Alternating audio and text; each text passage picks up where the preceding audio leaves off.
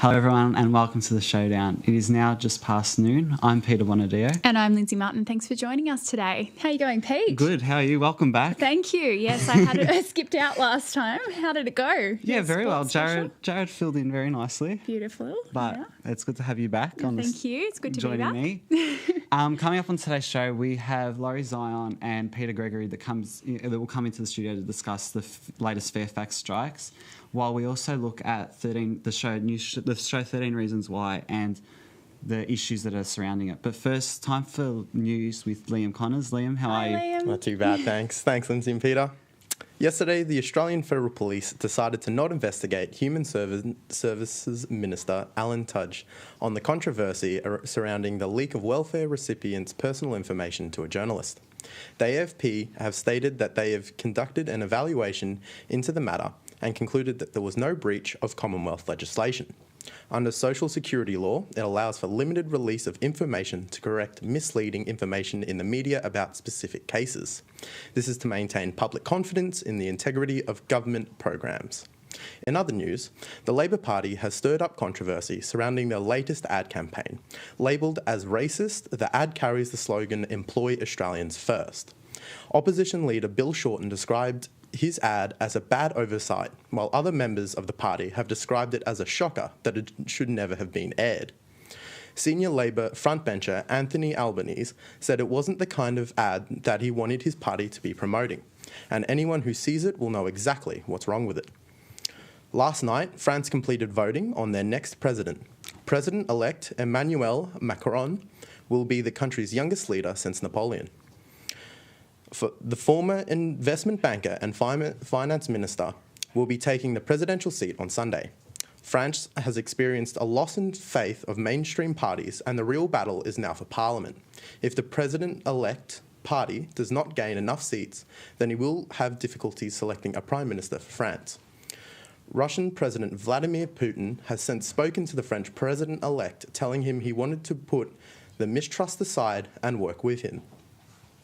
Melbourne's new metro rail tunnel has now turned into an $11 billion project. The state budget revealed that an extra $131 million has been added to the cost.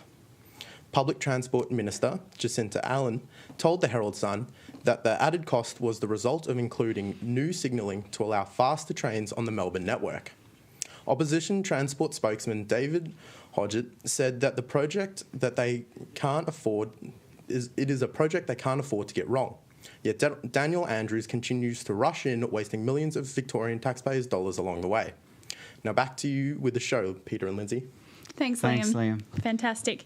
So first up on the show today, our guest is Professor Laurie Zion. Now, he is our head of department here at Trobe Journalism. And, well, actually, it's broader than that, isn't it, Laurie? It's a media and communications that you look after. So all sides of the coin, really. Welcome. Lindsay, hi. How's it going? Hi. This is Pete. G'day, Pete. Hello, Laurie. Good, thanks. So, Laurie, Fairfax has had a bit of a rough trot of late. We've seen it's day 6 of their strikes. We just wanted to talk to you today because you've been doing a bit of research around redundancy, but before even that becomes a reality for these people, why is the industry heading in this direction, in your opinion?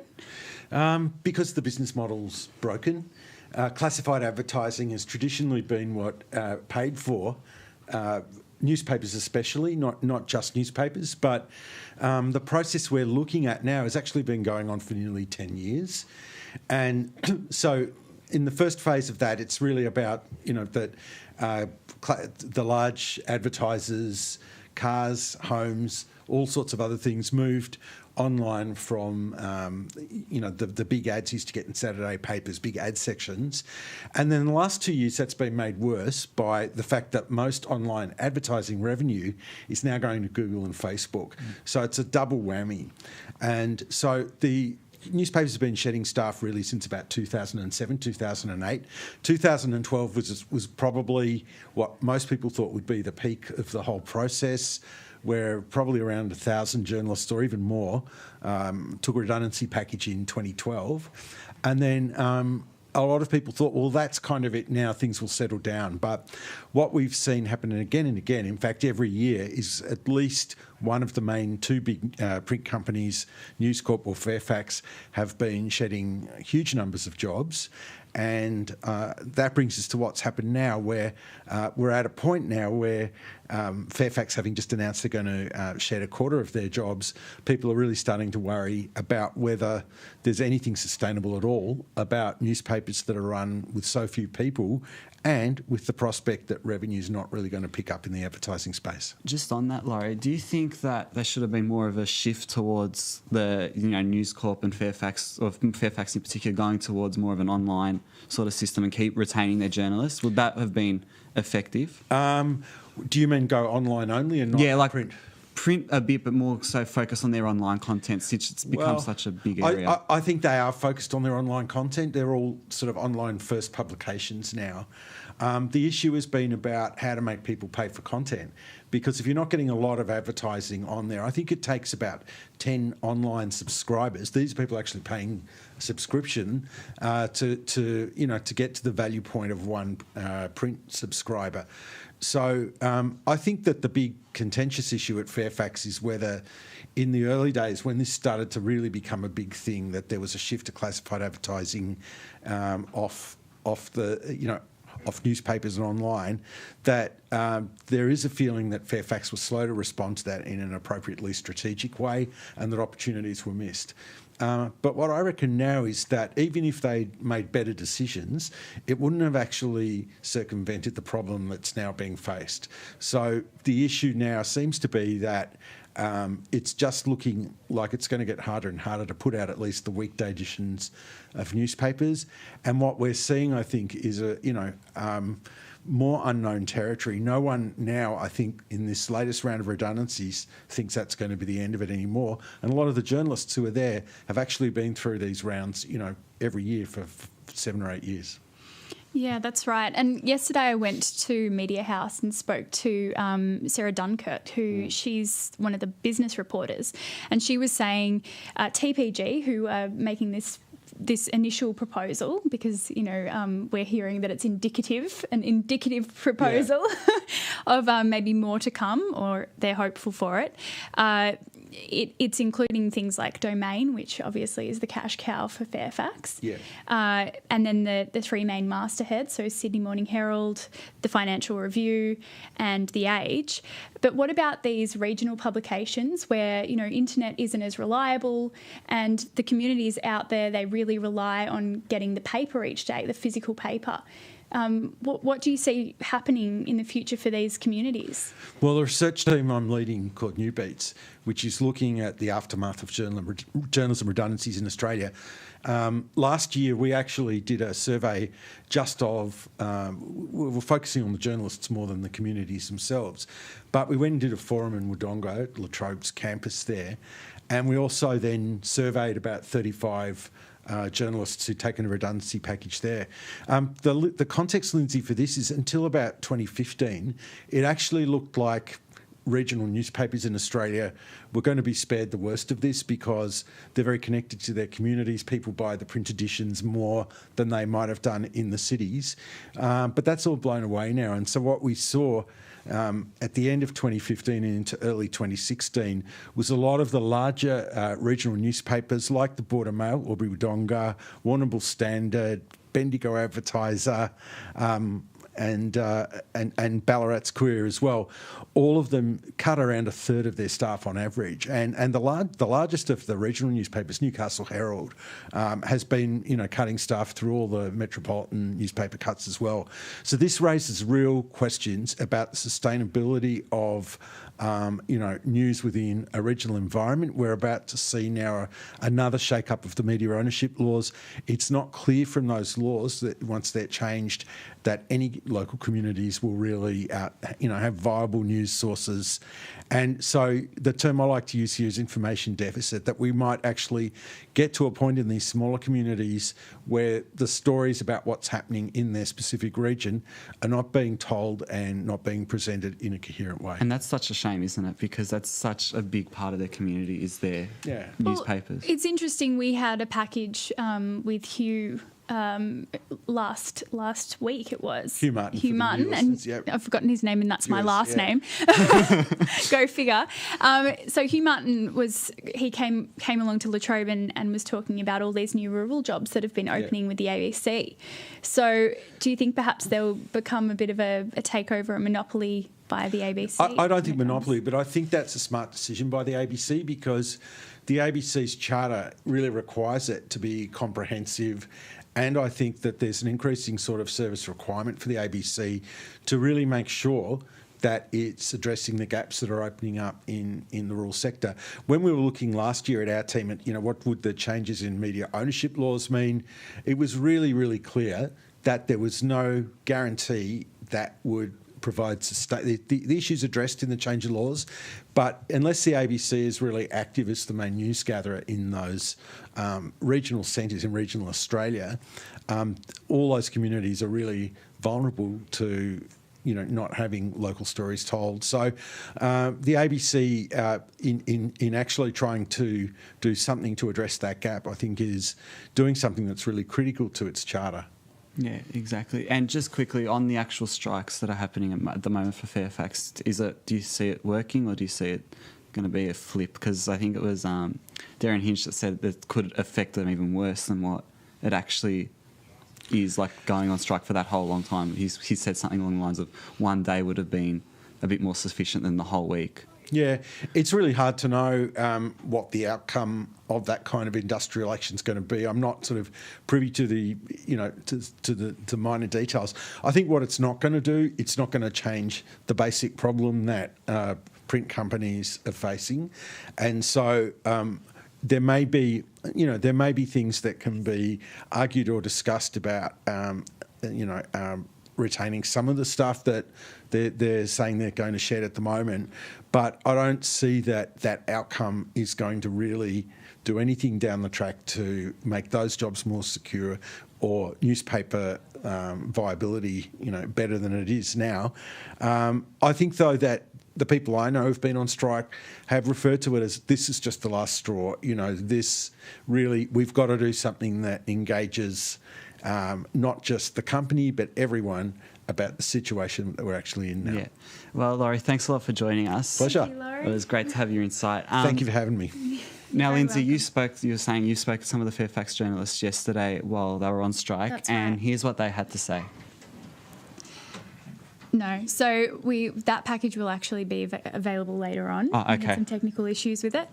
Another person that I actually spoke to was Tom Cowie, who's a ex-student here, and so he had the link to Latrobe, and he could understand where we were coming from as students being concerned about our future in journalism as a result of these strikes. And his message to us was to share the information with our networks, to share the petition link that they've got through the MEAA, and also to urge anyone that we know who isn't already paying for subscriptions to The Age, The Guardian, The Herald Sun, to do so, because that's really the way that they can justify their employment at the moment, unfortunately. Exactly. But lucky us, we also have the wonderful Peter Gregory in the studio with us. And Peter, how are you? Oh, not too bad, getting ready for our next class. Fantastic. Well, we won't hold you too long. So, Pete, you have been a court reporter Yes. for most of your life. Yes, or most of my working life. Yeah, most of your working life. And then we're lucky enough to have you here at Latrobe now. But tell us a little bit about what you think people are feeling, the employees of Fairfax are feeling at the moment. Well, I see a few of them on Facebook. Yeah. So you do get the impression of, I guess they see it as being, it's a desperate time. Yeah. And it's a really difficult time. The other side of it is the impression you get from the management is that they're really concerned about the deal. They're looking for the deal to sell off part or all of Fairfax, and it doesn't seem to be part of the conversation as to what's going to happen to the news. We get the broad statement, we believe in quality journalism, that sort of thing. And those of you who've been in my classes will know that I preach ad nauseum that turning up is part of quality journalism, because it means you see things and you observe and you talk to people. When you have fewer staff, that's much harder. It was a lot easier when I was working at The Age because we had more people. I could be parked at the Supreme Court for a very long time. And there were some people who worked in the office said, well, we saw Peter from time to time, we talked to him on the phone, but really they could afford to have me sitting at the court looking at a variety of stories, and it's not that easy to do when you've got fewer people. Yeah. Sure. And with the budget coming out this obviously today, there was, I think it was the Age Associate editor, Tony Wright.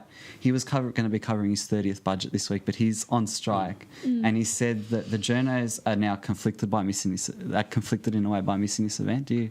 Oh, look, I can understand that because you obviously want to cover the big story. The irony is, and I was speaking to Laurie a little earlier, and he told me about a Melbourne Press Club lunch which was talking about which defamation was going to be discussed.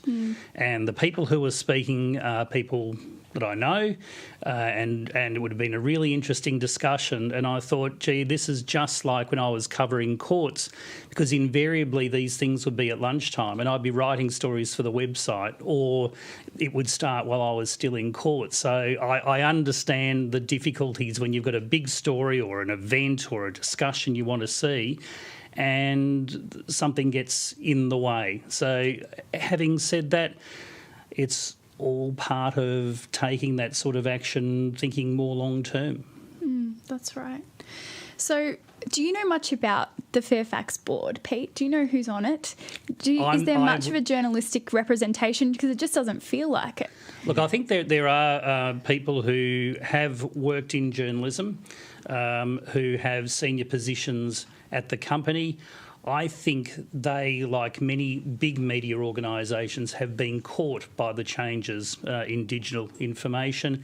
Everyone's trying a different solution and they've gone down their path. I mean, my feeling about FairFax would go back 25 years almost. In the early 90s, we were being told the paper needed to change political direction because that wasn't the way to go. And the interesting thing is that you may have lost, and you'll see people expressing these opinions, you may have lost some of the so-called traditional readers of FairFax.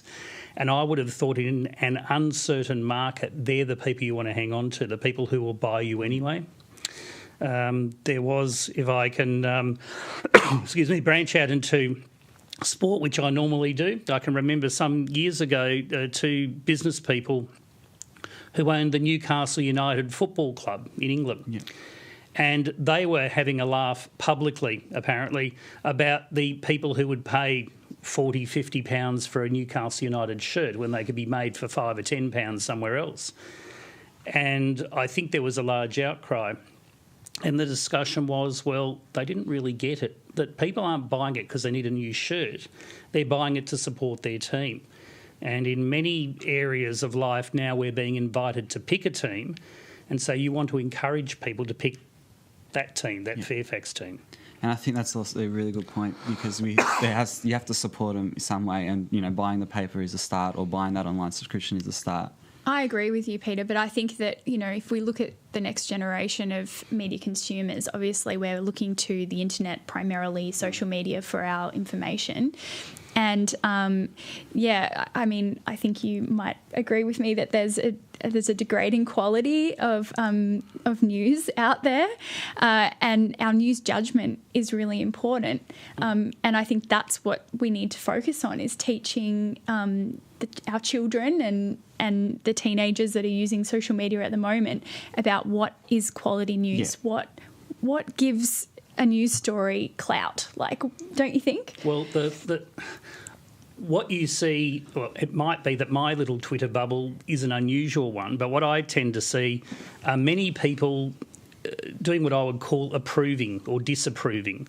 They'll say, isn't that story ridiculous? Hasn't that person missed the best angle? Why are they writing this?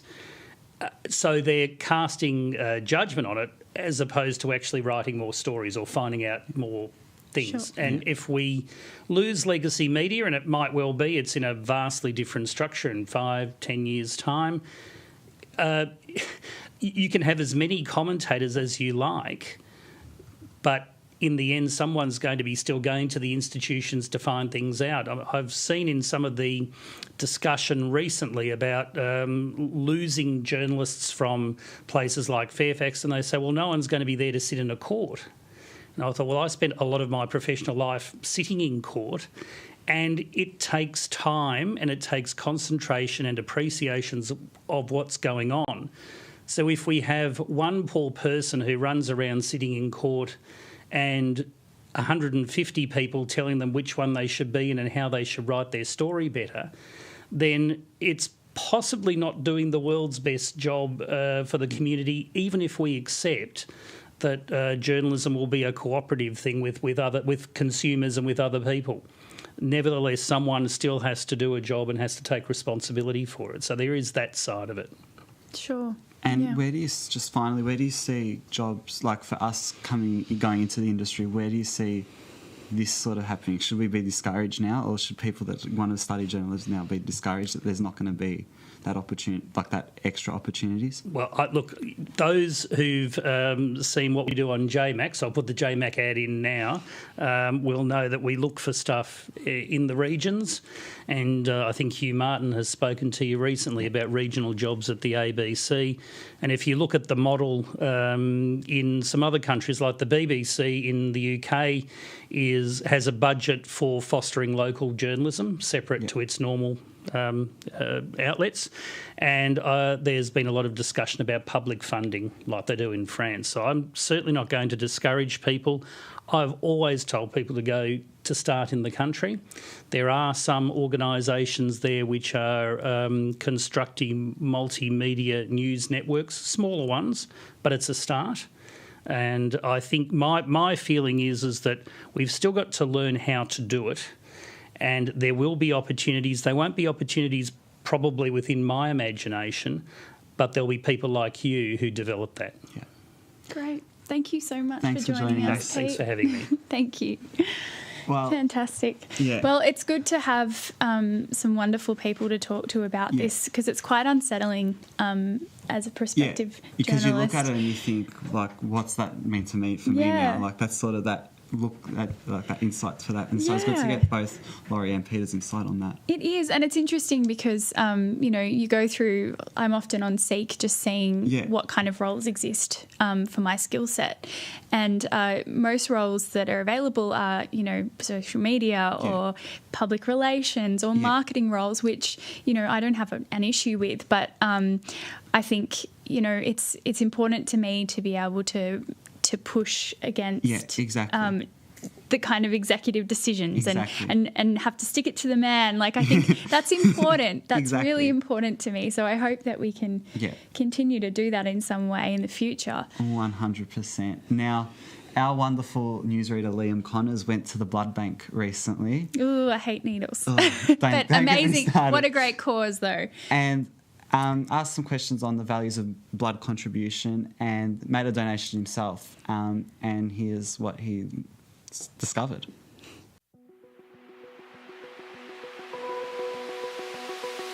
Open eye, feel the waves cut through me, hypnotized by the sounds I'm breathing in. Hold tight, chemicals collide. Hold tight, hold tight, hold tight. Dripping lights paint the skies, all because of you. Dripping lights paint the skies, only you. Blood donation does help save 3 lives. So when you do a whole blood donation, it gets separated into 3 components: the red cells, the plasma and the platelets, and they all go off onto their separate journey, and that's how it helps save the 3 lives. You can't actually make blood synthetically, so we do rely on people giving up their time to actually come in and donate. In Australia, we do need about 25,000 blood donations each week, and that equates to 1.3 million donations every year. And the need for blood is constant every day, every month, every year. So we are opened a lot on weekends and even public holidays. So all blood types are important because they've all got their uses, but we do in particular love the O-neg donors because their blood type is a universal blood type, meaning in any situation where it's life or death that they can just pop the O-neg blood in and it's fine to use. With O-neg, we've only got about 9% of the population who are O-neg, and we do prefer those people to donate whole blood. So a lot of people assume that the majority of the donated blood actually goes to trauma and road accidents, but that's only a very small percentage, that's only 2%. So the main purpose of the blood and what its uses is for cancer and blood diseases, so that's for 34%. And then there's lots of other uses in between, you know, pregnant mothers, people with operations, with broken limbs, lots and lots of different reasons. So anybody can donate blood if they're between the ages of 16 to 70 years of age. You do need to weigh more than 50 kilos though, and you do need to be fit, healthy and well at the time of donating. You do also need to make sure that you've eaten and that you drink in the lead up to donation, so at least 3 hours beforehand, have a substantial meal and a few big glasses of water. And it's really important that you bring your photo ID with you on the day. No ID, you aren't able to donate. After each end of trade and during the day, the blood gets shipped off to our processing centre in the city, and the blood is stored there in temperature controlled fridges or freezers. So with whole blood or the red cells, it's stored for 42 days or 6 weeks, and it's stored at between 2 and 6 degrees. With plasma, it's frozen and we freeze it at minus 25 degrees. And that can last up to 12 months. And platelets are different. They need to be kept in a special temperature controlled fridge that constantly rocks, and they only have a shelf life of 5 days. So you don't actually find your blood type out on the day. So generally speaking, about, 3 to 5 weeks later in the mail, you will receive your donor ID card, and that will tell you what your blood type is. Yes, so after you donate, we do like people to stay in the donor centre for at least 15 minutes afterwards, and you do go off into the refreshments area, and we do have party pies, sausage rolls, our biscuit, the one that you hear advertised a lot, cheese, crackers, potato chips, milk, drinks, and apple and orange juice. On Australia Day this year, we did introduce for all donors that they will receive an SMS after their donation. So generally it could be about 7 days, so 7 to 10 days after their donation, and most of the times it will tell you what hospital your blood has been used at. But in regards to fun facts, people, their blood type could change if they had received a bone marrow transfusion. So each time we do donate, or each time anybody does donate, we do always check your blood type, just in the event that your blood type has changed.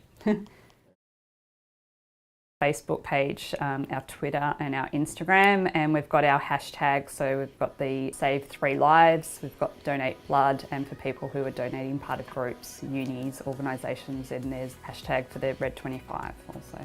Log on to our website, which is donateblood.com.au, or they can give us a call on 13 14 95, and they'll enrol them and make their appointment for them.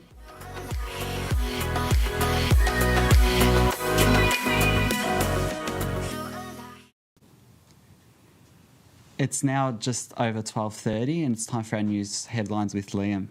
Thanks again, guys. A 63-year-old Perth man has been found dead in his Bali home. Police suspect it to have been a murder, though motive is still unclear.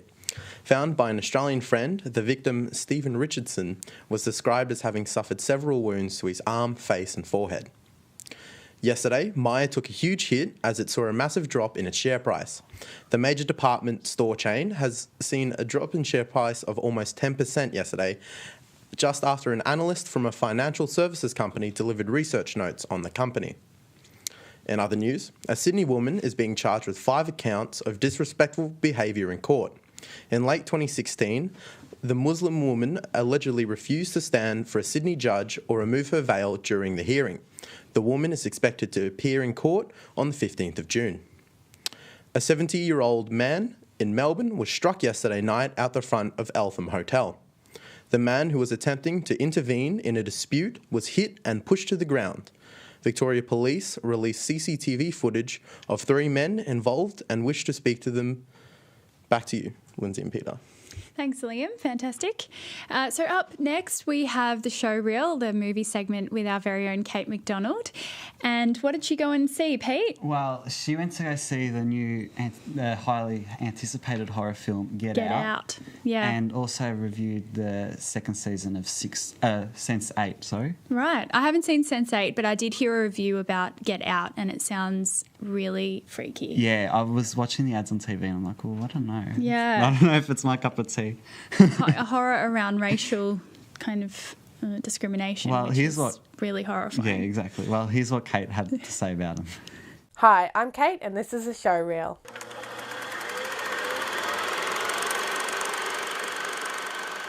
This week I saw Get Out, a horror movie that has been well received by critics. But does it live up to the hype? Let's find out.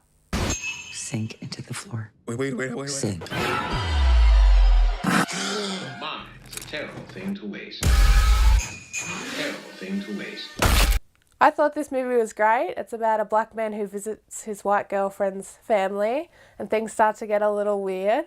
But I think that's all you should really know about the movie before seeing it, because there's a lot of twists and turns that make the story interesting. The movie is directed by Jordan Peele, who is known for his comedic work in shows like Key and Peele. But I think he really excels in the horror genre here, but also adds comedic elements to it and really gives it a good mix. This is also his directorial debut, and he's done a really good job on this first film and definitely will have better work in the future, I think. Something I really liked about this movie is that the protagonist is actually smart and not so dumb as normally shown in horror movies. Like, he can see the red flags sort of as they appear and I think acts smartly in the movie, which I found exciting and different for a horror movie. And I really felt myself rooting for him. He's played by Daniel Kaluuya and really gives out a standout performance. Also, his girlfriend, played by Alison Williams, is a really interesting character. The movie is also visually stunning. There's these dream sequences that look amazing. The score is also really good, I think, sort of giving a high anxiety feel, sort of similar to Psycho with like high strings. Yeah, and that's all I can really say about the movie because I don't want to spoil it, but I'd give it a 9 out of 10. I think it's really good and definitely you should check it out. In TV, Netflix is finally releasing the second season of Sense8, which first debuted over 2 years ago. So who is standing here? Who am I? Who am I? Do you mean where I'm from? What I fear. The show is about 8 strangers from different cultures and backgrounds who are suddenly linked together mentally and emotionally. They can feel what the others are feeling, see what the others are doing. It's very interesting sort of look at how their identity changes. The series is made by the Wachowskis, who are known for making The Matrix in 1999, and the show definitely shares similar themes to it. The show's definitely not for everyone, but if you enjoy sci-fi and mysterious sort of stories, this may be one to watch. It's now streaming season 1 and 2 on Netflix, so check it out. In movie news, Marvel has released a trailer for Thor Ragnarok, the third film in the series. Yes!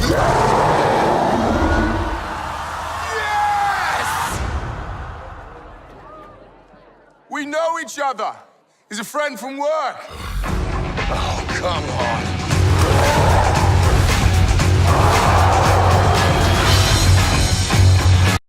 I think the trailer looks really promising. I didn't really like the first 2 Thor movies, but the trailer makes me think it'll be something different and a little more fun.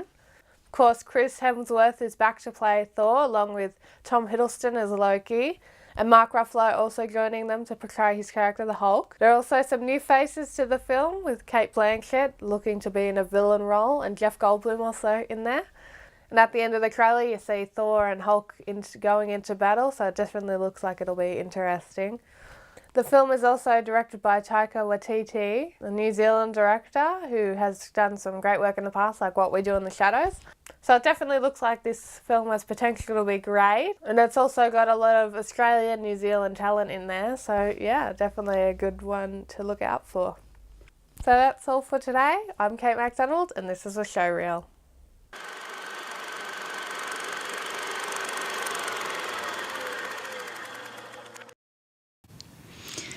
I cannot wait to see that That movie. Thor movie looked really, really good. Yeah, I just love Marvel movies. Yeah, definitely one to go see. Agreed.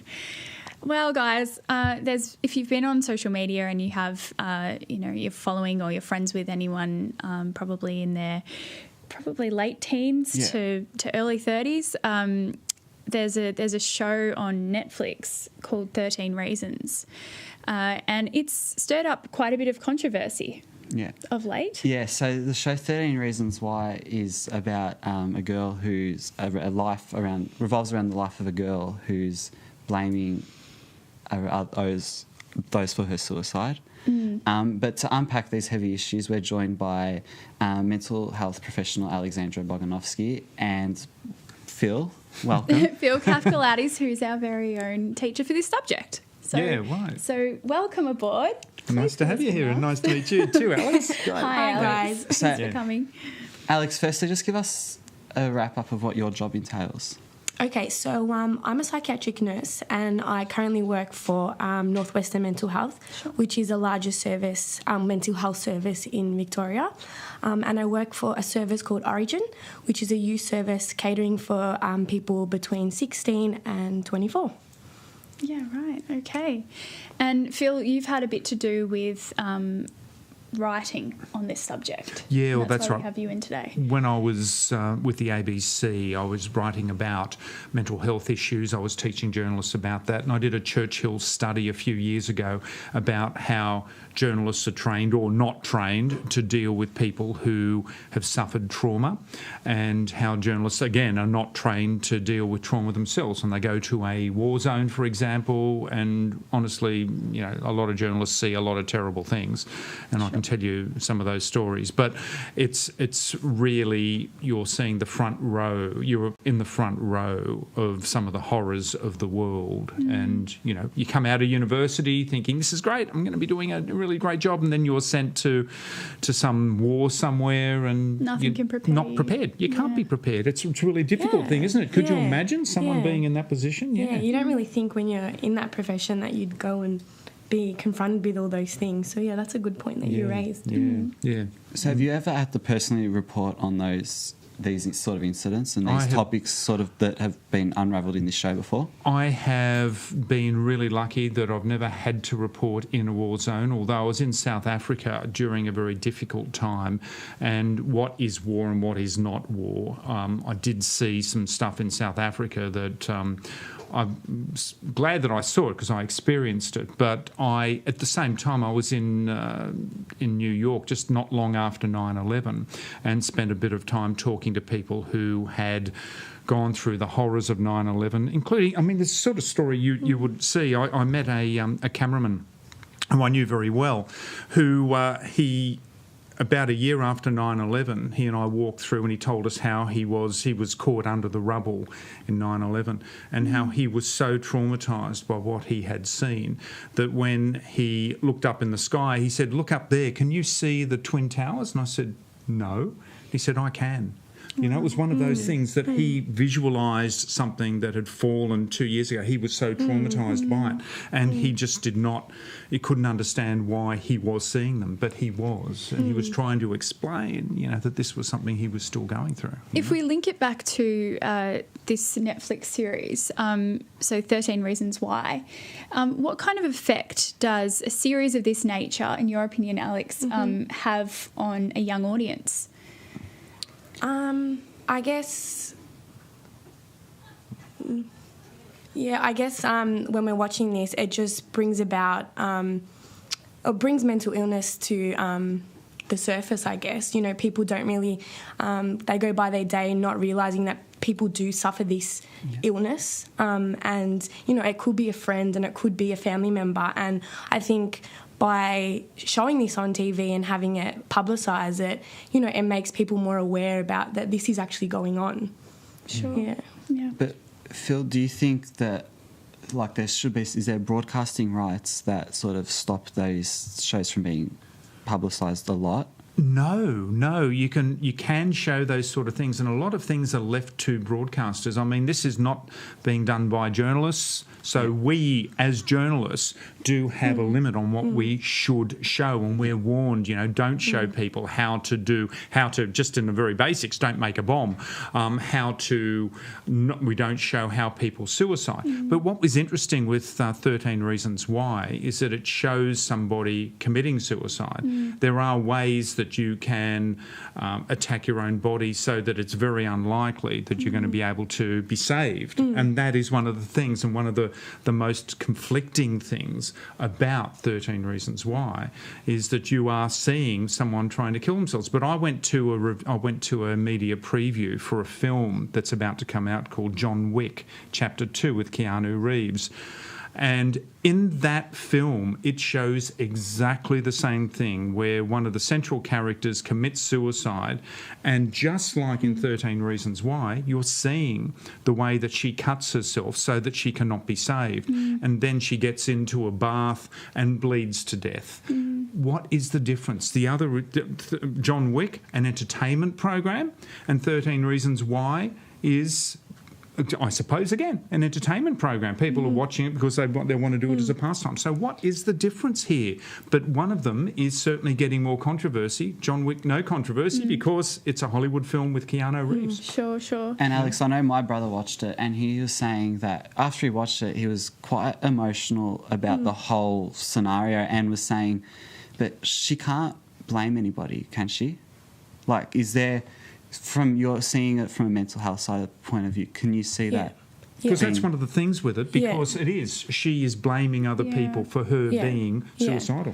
I guess, well, it depends. Like, you can look at kind of the suicide, the symptoms and the, I guess, what would you call them? Like the... what's the word that I'm looking for? The factors. The factors that, the things that you start to notice that these people are feeling suicidal or they're feeling that way. And I guess, the biggest thing is they start to feel guilt and blame and things. So, and every situation's very different. Yeah. So, and I guess at the end of the day, this show is, it's something, it's TV. So they're, it's not, it can be based on reality, but it is not reality. So I guess, they can play on things like that. And I think that's really important that you did mention that, like, it is still a TV show. Yeah. And I suppose the word in all of this and what's been the word that's been thrown around most in the kind of reviews of this series has been the glorification of the act. Yeah. How much do you feel that young adults are influenced by media? I guess... well, really, as a clinician, I think about, suicide. It has a high prevalence within our youth and our men and our women. So why not talk about it? And I guess when you talk about the way that they've created the suicide, yes, they could have created it a little bit better or worse, but. Yeah. So the way that they actually do it, is probably not as relevant as, because that's one of the things that they're showing on this series, how you kill. But as I said, with John Wick, they do the same thing with that too. Yeah. Is that the issue here? So there are a couple of issues with this show, isn't there? About the blame thing? Yeah. It's about the blame. It's about, do they need to show step by step how it's done, for example. If you're an impressionable, emotional young person and you're watching this kind of thing, how influential is it to you? I think does it glorify it? That's the question. Does it? And we have to ask that question. Does it glorify it, or will people look at it and say, this woman was pathetic. She was an angry person, angry at the world, and she blamed a lot of other people, for what she was going through. I mean, do you find that with suicide? Yeah, I think when it comes down to the media is scared that if they do highlight suicide in a certain way, that it would give people ideas. But at the end of the day, I do believe that, it's something that we need to start talking about, and it's something that we need to start advocating and realising that, people are doing this in our day and age. So maybe 13 Reasons Why is a start to us talking about suicide. And Adriana, just on that, if there's someone that is suffering... Oh, sorry, Alexandra. Adriana's sister. This is sorry. Very confusing. If there is someone suffering from mental health, who's their first point of contact? I guess there's a lot of services in the community. So you can look at community services such as Headspace, Suicide Helpline, Beyond Blue, but also contacting your local GP, and they can put you on like a mental health plan, and you can get support through that. And, you know, there is a lot of crisis numbers and triage numbers if families and friends are concerned. But yeah, there are a lot of avenues and services available to those. Yeah. And it's important to not feel shamed or uncomfortable about 100%. reaching out, isn't it? No, yeah. And that's something that I see with students sometimes, that there are students who are going through issues beyond adolescence, beyond worried about whether they're going to get a job, worried about not be going beyond whether they're going to get all their assignments done in time. I've got students who are trans students who are going through other issues as well.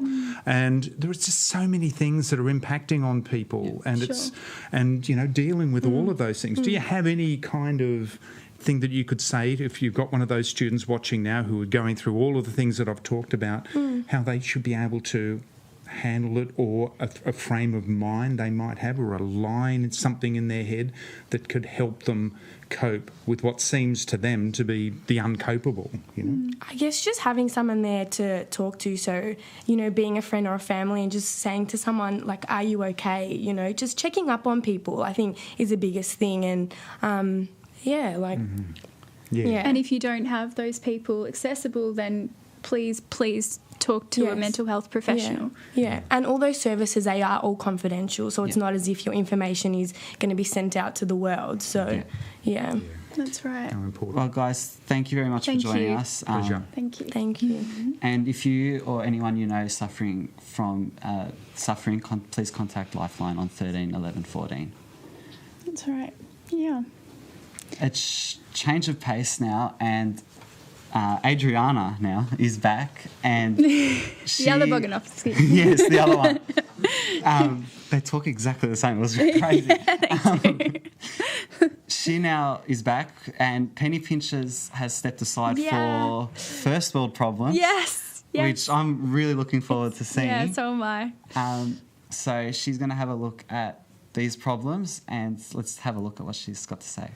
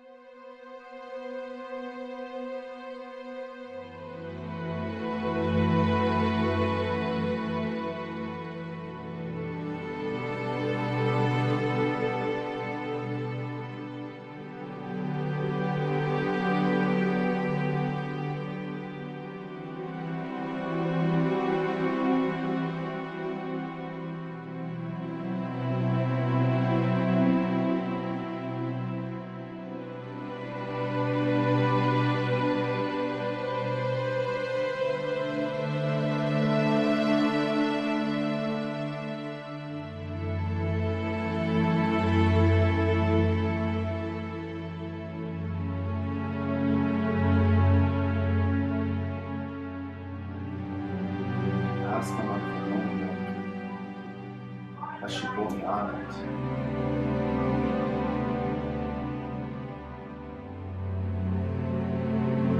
It says that I feel all brand new, but I don't.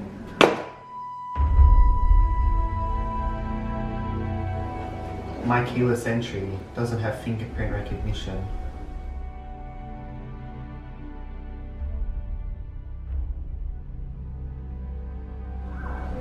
My mum set the heater to 20.5 degrees, but I like 21.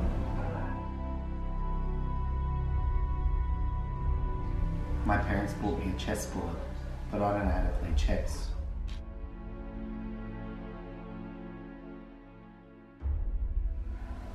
I want to change the channel, but the remote is all the way over there.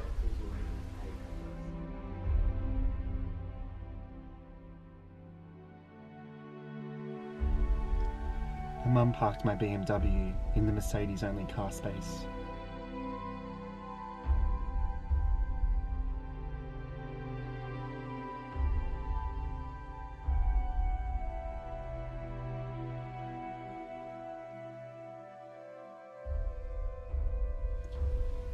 My Mercedes isn't as fuel efficient as my BMW.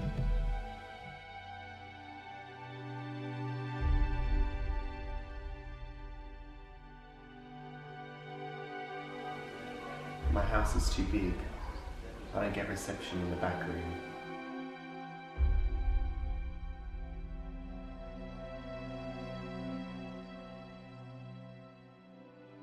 I need to charge my phone, but my charger's upstairs.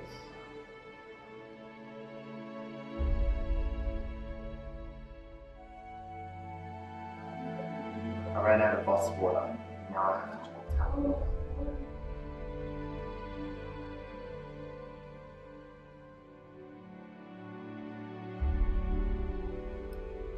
I smashed my iPhone 7, and now I have to use the 6.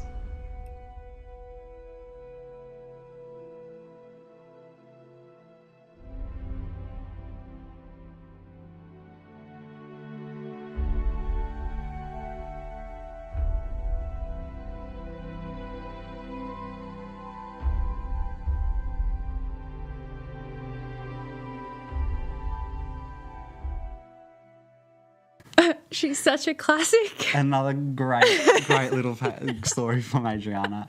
The heater really related to me the most because I know that Mum always has the heater on way too high, and I'm really trying to turn it down all the time. And it's just like, can we just keep it a bit lower? Yeah, I'm one of those people who would turn it up. Yeah. I love the warmth. Definitely a first world problem.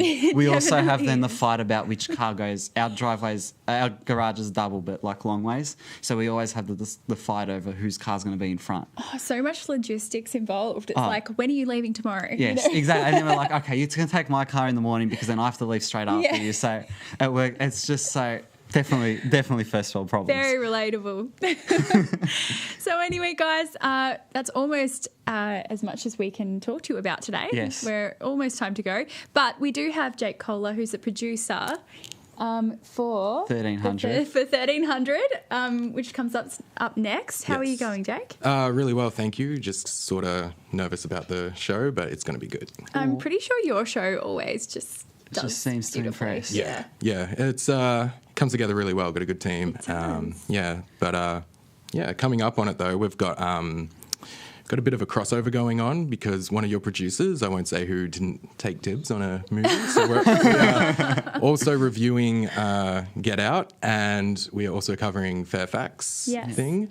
And we also have your other producer, Matt Coburn, coming in to talk about his new album. I know, he is a man of many talents, isn't he, Matt? He's great. Yeah, amazing. So just on the FairFax thing, where do you stand on that? Well, that's a surprise. You're going to have to tune in and find out. Yeah. Okay. It's definitely worth both of our shows covering it, though, because it's so important for us. And then for politics, we also have Sheridan Marie coming in to sort of go through the recap of the state budget and then do some speculation on the upcoming federal budget. Oh, good stuff. It sounds like a fantastic show, Jake. Should be good. So, definitely make sure you stick around for 1300, which is coming up with Georgie and Emily. That's all we've got time for, but please follow us on Twitter at Showdown_LTU. And if you've enjoyed the show, please check it out again through the Upstart TV channel on YouTube. Yeah, thanks, guys. Have a lovely week.